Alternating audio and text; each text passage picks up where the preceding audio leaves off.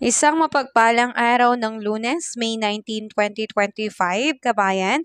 Narito na po ang ulat panahon natin pero bago ang lahat kabayan, ako po ay makikisuyo ng iyong like and subscribe at pahit na rin po ng notification bell.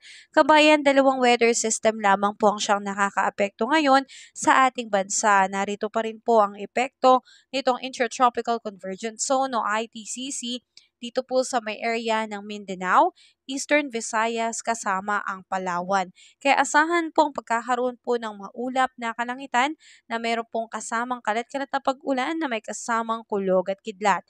Pinag-iingat yung mga kapatid natin na nakatira malapit po sa mga low-lying areas and prone areas natin dahil posible pong pagkakaroon ng mga biglaang landslide and flash flood. So ingat po tayo kabayan. Samantalang apektado naman po ang Metro Manila at ilang natitirang bahagi ng ating bansa, ito pong easterlies. So ito pong easterlies ay nagdadala po kabayan ng maalinsangang panahon, lalo na sa umaga hanggang tanghali. Pero pagsapit ng hapon at sa gabi, magiging bahagyang maulap na po ang kalangitan na meron pong tsansa ng mga kalat-kalat na pag-ulan, kulog at kidlat.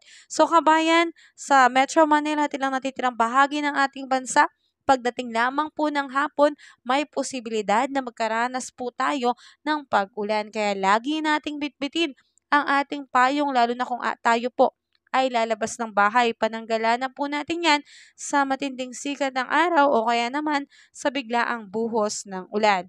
Ngayong araw ang ating air temperature, asahan natin sa Lawag ay aabot po ng 34 degrees Celsius, sa May Tugigaraw 35 degrees Celsius, Baguio 26 degrees Celsius, Metro Manila 34 degrees Celsius, Legazpi 33 degrees Celsius, Tagaytay 32 degrees Celsius. Sa may Calayon Islands at Puerto Princesa, abot naman po ng 32 to 33 degrees Celsius, Iloilo 32 degrees Celsius, Tacloban, Cebu 31 degrees Celsius, Cagayan de Oro 32 degrees Celsius, Zamboanga 32 degrees Celsius at sa Davao po ay 31 degrees Celsius. Ulitin ko lang, sa may Mindanao, Eastern Visayas at Palawan ay magiging maulan dulot po ng ITCZ. Sa ngayon, wala po tayong bagyo o sama ng panahon na namamataan sa loob at labas ng Philippine Area of Responsibility.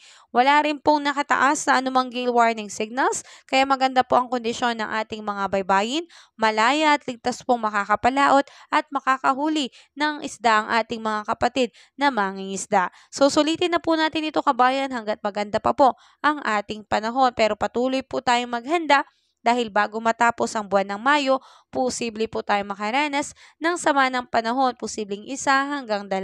Pero sa ngayon, araw ng Lunes, wala pong bagyo. So ingat pa rin po tayo kabayan, yan na muna ang aking update. Pasuyo po ulit ng iyong like and subscribe at pahit na rin po ng notification bell. Ingat tayo kabayan, have a safe day po sa lahat.